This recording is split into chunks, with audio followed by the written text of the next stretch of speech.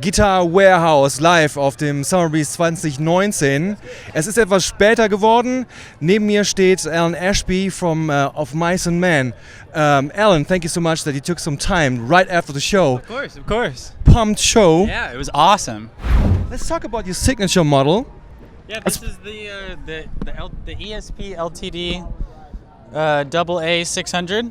It's my signature guitar. I take it all around the world, and I played shows with it in pretty much every country that we've been to play a show, and I use it every night, and I fucking love it.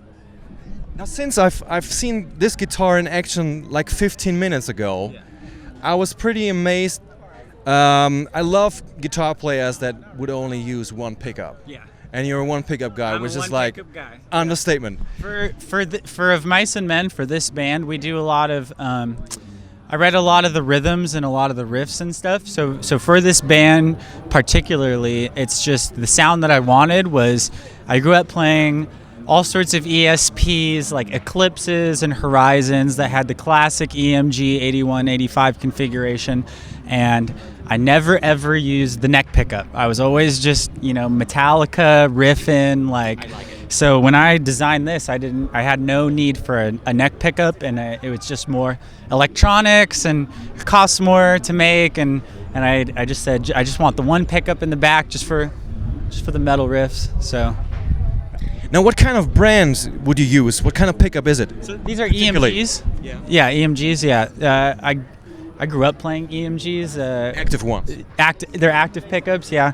Some of my favorite bands growing up played them, like As I Lay Dying, even Metallica. Both of those guys have a signature. Even Zakk Wylde. Even Zakk Wylde. Yeah. So for me, it was like a no-brainer. I grew up playing EMGs my whole life. So when ESP approached me to make a signature guitar, it was no question. It was very easy answer for me. Any particular reason why you chose the Telecaster shape?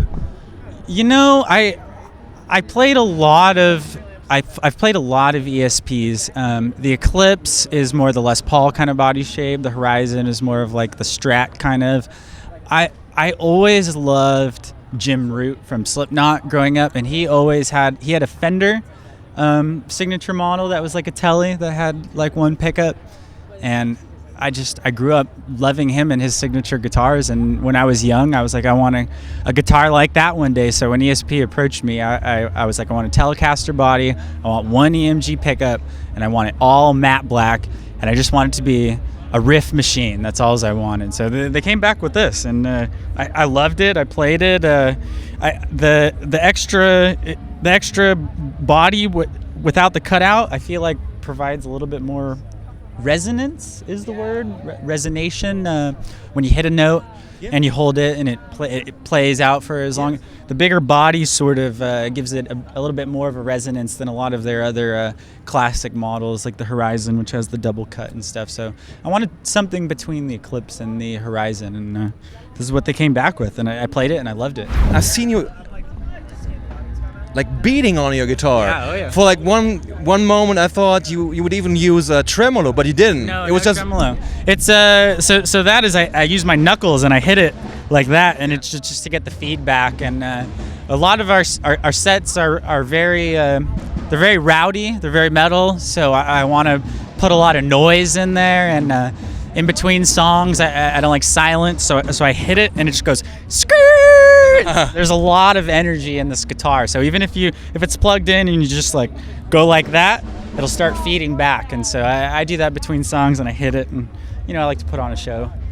You are a pretty convinced user of like fractal effects, is that right? Yeah, I have the Axe FX 2XL that I play live here on tour, and I have an Axe FX 3 at home that I use at my home studio. And for being on tour, it's just, I think sound quality wise, I will always love a good tube amp. There's nothing like you can tell the difference when you listen. But our band being on tour and traveling with all our gear, I don't want to take my my expensive heads with the glass tubes and all the parts, and I've had too many of them break. We played a show one time in South America with A Day to Remember, and I brought 2 Mesa Boogie dual rectifiers, and they both broke when we got off the plane. They were like, or when we got to the place, they had somehow 2 of the tubes were broken. And it was at that point, I think in 2015 or 16, I realized I was like, I don't want to bring my nice heads on tour anymore. And my friends were all playing Axe Effects and Fractal and the Kempers, and there's a couple companies, but the Fractal sounds great to me, especially the new one. They do amp modeling software where I can take the DI of my guitar that's on the actual albums, which are real amps, usually Mesa Boogies or PVs or Framus, or we play a lot of Bogners too. Oh, nice. But there's a setting on the Fractal where you can do a tone matching, where if you take a clean, just a riff of a guitar, you can plug it into the Axe Effects and it'll analyze it and sort of give you a tone that kind of emulates exactly that. And for me, being on tour with just the one Axe Effects is like, it's a game changer. I love it. Yeah. I totally get that. Thanks for giving us some intel about your recording, and that's interesting. I was very interested as well when I first started playing it. So it's all knowledge I like to share. So last question would be like, what kind of string gauges would you use? So on this, I think I'm using an 11 through a 52. And this one is in drop C, yeah. Okay. And then on my drop A, I think it's 1 gauge heavier. They're 12 through 56, I think. But I use a very strange. It's not something you could buy. They're Ernie balls, but I get custom string. They're custom sizes. That's a brand very good at it. Yeah. So they're not like it's not a set size that you can buy in the store. They're like, I order the individual strings, and my guitar tech has it set up so. It's what works with the intonation of this guitar. You know, some strings are a little too heavy, or some are a little too light. So I've played around through the years, and this one's an 11 through 52. So I really love this one. Yeah. I still got another question. Yeah. Wood, neck, and body. So it's an ebony fretboard, and I'm pretty sure that the body is, not rosewood. No, it's not mahogany. Ash? No, not ash. It's something else. Is it? Alder? No. Well, we can figure that out, man. All good. I think it is mahogany, actually.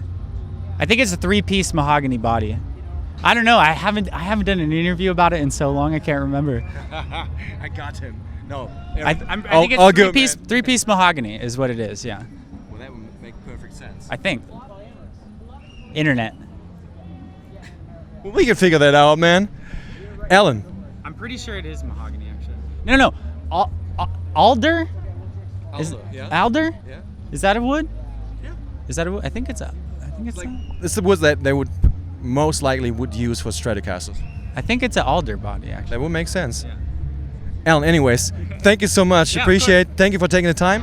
And that was Guitar Warehouse live at Summerbreeze 2019 after the show of the Mighty of Mice and Men. I don't know what kind of wood it is. Cheers. Thanks so much, man. 3-piece mahogany body. I totally knew that.